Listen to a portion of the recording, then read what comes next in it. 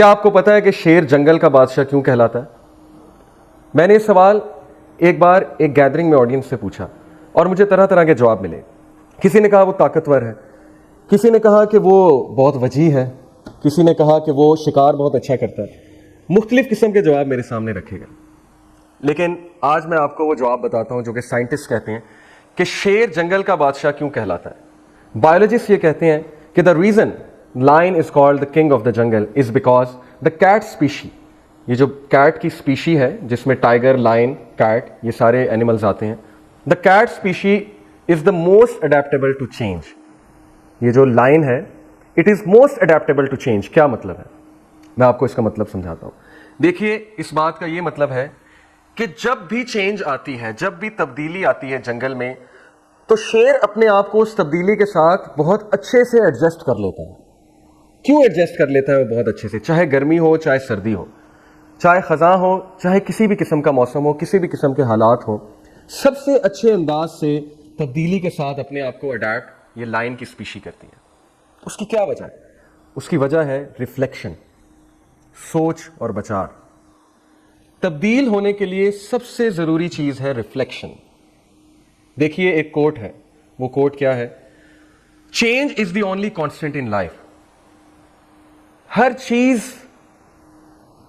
تبدیلی ہی واحد کانسٹنٹ ہے لائف میں. ہر چیز تبدیلی کی طرف جا رہی ہے. موسم تبدیلی کی طرف جا رہے ہیں, ٹیمپریچر تبدیلی کی طرف جا رہا ہے, سورج تبدیلی کی طرف جاتا ہے, انسان تبدیلی کی طرف جاتے ہیں, حالات تبدیلی کی طرف جاتے ہیں. یعنی change is the only constant in life. مقصد یہ ہے بتانے کا کہ چونکہ ہر چیز تبدیل ہو رہی ہے, تو اگر ہم تبدیل نہیں ہوں گے تو ہمیں تبدیل کر دیا جائے گا. اس سینٹنس کو میں دوبارہ دہراتا ہوں, اگر ہم تبدیل نہیں ہوں گے ہمیں تبدیل کر دیا جائے گا. دیکھیں, ہم میں سے بہت سے لوگ تبدیل ہوتے نہیں, تبدیل کر دیے جاتے ہیں. جبکہ شیر جو کہ جنگل کا بادشاہ ہے وہ اپنی مرضی سے تبدیل ہوتا ہے. تبدیلی اس کے کنٹرول میں ہے کیونکہ وہ سوچ بچار کرتا ہے, وہ ریفلیکٹ کرتا ہے. بہت سے اسٹوڈنٹس جو اپنی اسٹوڈنٹ لائف میں ایف ایس سی کے دور تک نمازیں پڑھتے ہیں کیونکہ ماں باپ نے انہیں نماز پڑھنی سکھائی ہوتی ہے, ایک اچھی تربیت کی ہوتی ہے, جب وہ یونیورسٹیز میں جاتے ہیں تو وہاں کا ماحول دیکھتے ہیں اور دیکھتے ہیں کہ وہاں کا تو ماحول کمپلیٹلی ڈفرینٹ ہے جو ماحول میں ہماری پرورش ہوئی تھی اس کے, اور پھر وہ نمازیں پڑھنا چھوڑ دیتے ہیں کیونکہ وہ دیکھتے ہیں کہ میجورٹی لوگ, 99% نوجوان نماز نہیں پڑھ رہے. وہ دیکھتے ہیں کہ 99% لوگ دنیا داری کے پیچھے لگے ہوئے. وہ دیکھتے ہیں کہ 99% لوگ جو ہے وہ نفسا نفسی میں لگے ہوئے ہیں, 99% لوگ ریلیشن شپس میں انوالوڈ ہیں, 99% لوگ ہلا گلا میں انوالوڈ ہیں. تو شاید جو زندگی ہم گزار رہے تھے وہ اصل زندگی نہیں تھی, اصل زندگی تو یہ ہے. یہی وجہ ہے کہ بہت سے لوگ جب کسی اور انوائرمنٹ میں جاتے ہیں تو بجائے کہ اس انوائرمنٹ پہ انفلوئنس کرنے کے خود انوائرمنٹ سے انفلوئنس ہو جاتے ہیں, بجائے کہ اس ماحول کو تبدیل کرنے کے خود اس ماحول سے تبدیل ہو جاتے ہیں. یہ کوئی اچھی تبدیلی نہیں. اس طرح کی تبدیلی اللہ تعالیٰ کو منظور نہیں, نہ ہی اس طرح کی تبدیلی اشرف المخلوقات کو زیب دیتی ہے. ہم اشرف المخلوقات ہیں. اللہ سبحانہ و تعالیٰ نے ہمیں سوچ, سمجھ اور انٹیلیجنس دی ہے. اللہ تعالیٰ نے ہمیں علم دیا, لیکن ہم ہیں کہ اپنے ذہن کو یوز ہی نہیں کرتے. ہم ہیں کہ ریفلیکشن نہیں کرتے, اور جس طرح ہوا پتے کو اڑا کر لے جاتی ہے, ہم بھی اسی طرح یہ جو ہوا چل رہی ہے تبدیلی کی, اس کے ساتھ جہاں یہ اڑا کر چلی جاتی ہے وہاں ہم بھی چلے جاتے ہیں.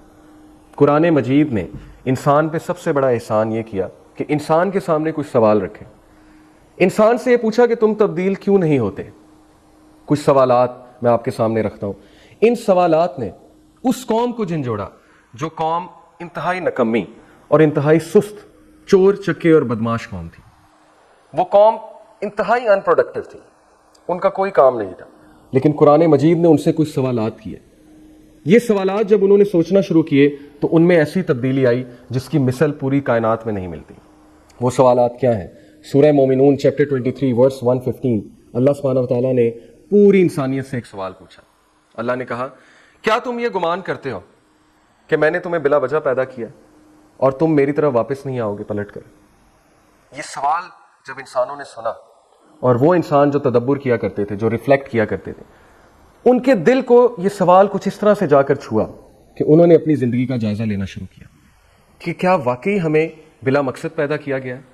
کیا ہمیں کھا لے پی لے جی لے کے لیے پیدا کیا گیا ہے؟ جیسا کہ کوکا کولا ہمیں سکھاتا ہے, ان کے ایڈورٹیزمنٹ میں باقاعدہ یہ سینٹینس آتا ہے, کھا لے پی لے جی لے.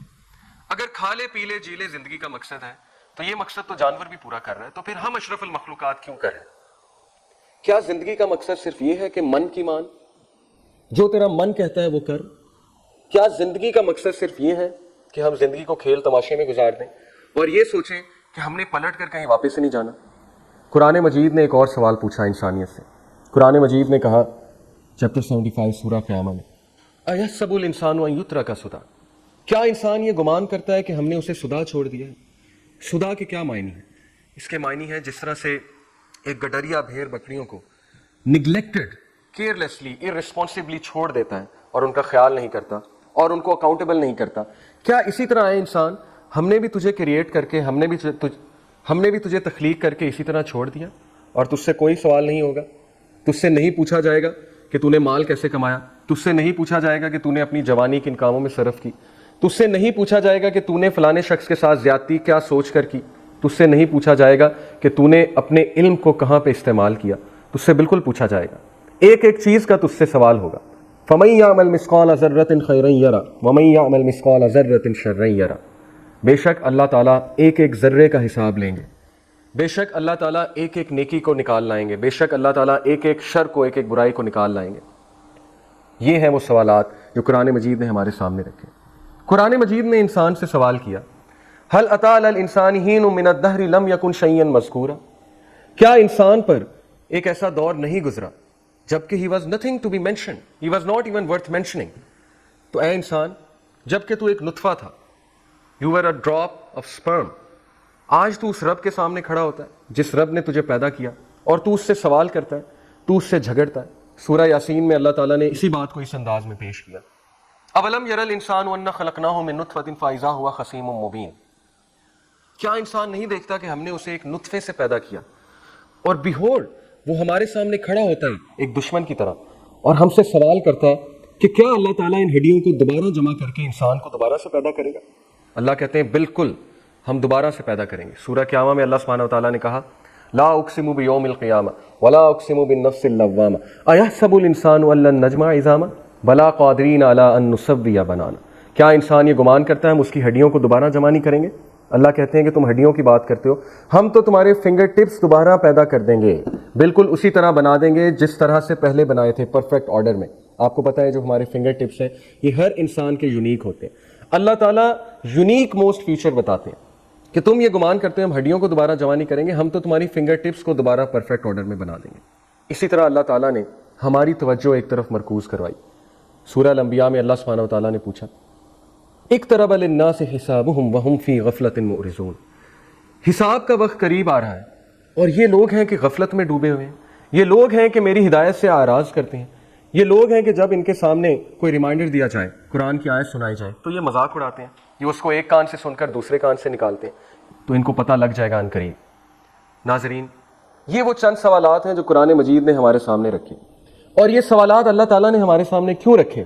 کیونکہ اللہ تعالیٰ ہم سے یہ پوچھنا چاہتے ہیں کہ کیا تم تبدیل نہیں ہوگے؟ Will you not reflect? کیا تم نہیں سوچو گے؟ کیا وقت نہیں آ گیا کہ تم اب تبدیل ہو جاؤ؟ دن میں 5 بار مؤذن تمہیں کہتا ہے حی علی الفلاح، حی علی الفلاح، آؤ کامیابی کی طرف، آؤ کامیابی کی طرف، پھر بھی تم کامیابی کو ڈھونڈتے پھرتے ہو، پھر بھی تم لوگوں کے آگے بھیک مانگتے پھرتے ہو کہ مجھے کسی طرح کامیابی کا گر بتائیں. رب العالمین نے کامیابی کا گر بتا دیا. کامیابی نماز میں ہے، حی علی الفلاح، آؤ کامیابی کی طرف، آؤ کامیابی کی طرف. تو ہمیں ریفلیکٹیو چینج کرنی ہے، ہمیں زمانے کے ساتھ چینج نہیں ہونا، ہمیں چینج ہونا ہے، ہمیں تبدیل ہونا ہے جس طرح ہمارے رب نے ہمیں تبدیل ہونے کا کہا ہے. ہمیں دوسروں سے انفلوئنس نہیں ہونا.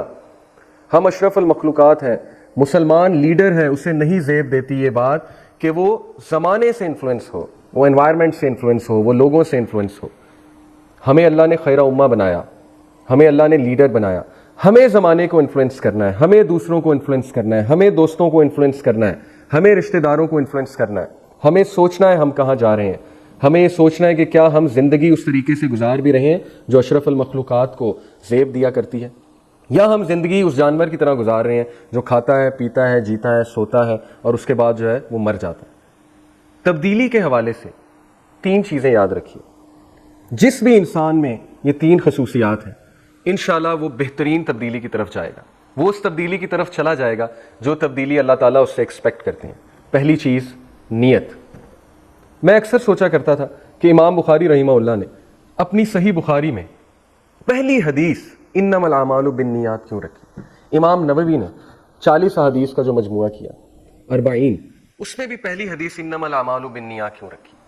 دیکھیے نیت، the word نیا it comes from the root word نوا، النوا، نوا کا مطلب ہے بیج. جب بیج اچھا ہوتا ہے تو درخت بھی اچھا ہوتا ہے. آپ زندگی میں کچھ بھی کرنا چاہتے ہیں، اپنی نیت کو دیکھیے.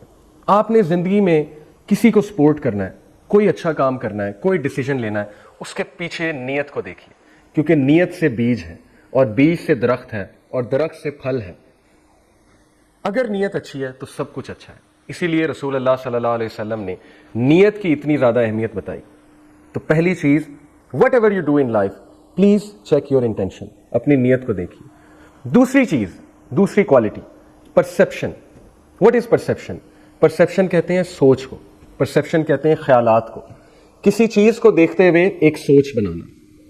یعنی کہ میری کیا پرسیپشن ہے پاکستانی معاشرے کے بارے میں، آپ کی کیا پرسیپشن ہے دین کے بارے میں، آپ کی کیا پرسیپشن ہے اللہ سبحانہ و تعالیٰ کے بارے میں. یہ پرسیپشن ہے، یعنی ایک سوچ. جب بھی آپ نے پرسیپشن بنانی ہے چند باتیں یاد رکھیے. This perception should not be based on emotions. This perception should not be based on what people say. یہ پرسیپشن، یہ سوچ مت بنائیے گا یہ دیکھتے ہوئے کہ لوگ کیا کہتے ہیں، مت بنائیے گا یہ دیکھتے ہوئے کہ لوگ کیسے سوچتے ہیں اور لوگوں کا اس بارے میں کیا رائے ہے. یہ پرسیپشن مت بنائیے گا یہ دیکھتے ہوئے کہ میری خواہشات کیا کہتی ہیں، بلکہ یہ پرسیپشن انصاف پہ مبنی بنائیے گا. یہ پرسیپشن قرآن و حدیث کے کرائٹیریا کے مطابق بنائیے گا. اللہ تعالیٰ نے قرآن مجید کو الفرقان کہا. فرقان کا معنی ہے وہ چیز جو حق اور باطل میں فرق کرے. تو اللہ سبحانہ و تعالیٰ نے جب آپ کو ایک کرائٹیریا دے دیا ہے تو ہمیں اپنی پرسیپشن کو قرآن مجید کی پرسیپشن کے مطابق بنانا ہے. ہمیں اپنی پرسیپشن کو انصاف پر مبنی اصولوں کے مطابق بنانا ہے. ہمیں لوگوں سے امپریس نہیں ہونا. ہم بہت جلدی امپریس بھی ہو جاتے ہیں، اچھی رائے بھی قائم کر لیتے ہیں اور بہت جلدی نیگیٹو رائے بھی قائم کر لیتے ہیں. ہمارا چیزوں کے بارے میں پرسیپشن بہت ججمنٹل ہوتا ہے. ہم سوچتے نہیں، ہم انصاف نہیں کرتے، بلکہ ہم ایک چیز کے بارے میں رائے فوراً دے دیتے ہیں. ہم سب کی عادت ہے کہ ہمیں رائے دینے کی بہت شوق ہے. رائے دیتے ہوئے بہت خیال رکھیے کہ کیا آپ صحیح رائے دے رہے ہیں یا غلط رائے دے رہے ہیں. اور یہ خیال آپ نے کیسے رکھنا ہے؟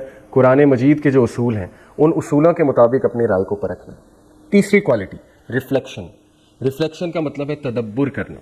ہم تدبر تبھی کریں گے جب ہمارے پاس کچھ فری ٹائم ہوگا، جب ہم بیٹھیں گے، سوچیں گے، کچھ سوالات کریں گے اپنے آپ سے. بدقسمتی سے آج کا انسان بہت سی چیزوں میں مشغول ہو چکا ہے. بہت سی چیزوں نے اس کے مائنڈ کو جکڑ لیا ہے، such as social media, smart phone, job اور بہت سی ڈسٹریکشن. تو ہمیں اپنا خیال خود کرنا ہے. ہمیں خود ٹائم نکالنا ہے کہ ہم اکیلے بیٹھ کر سوچیں کہ میں کہاں جا رہا ہوں، میں کیا کر رہا ہوں، میری زندگی میں کوئی اچھی تبدیلی آ رہی ہے یا بری تبدیلی آ رہی ہے. یہ 3 کوالٹیز کو آپ اپنے ساتھ رکھیے. ضرور آپ لوگ اس تبدیلی کی طرف چلے جائیں گے جس تبدیلی کا ہمارے سے ایکسپیکٹ کیا گیا ہے.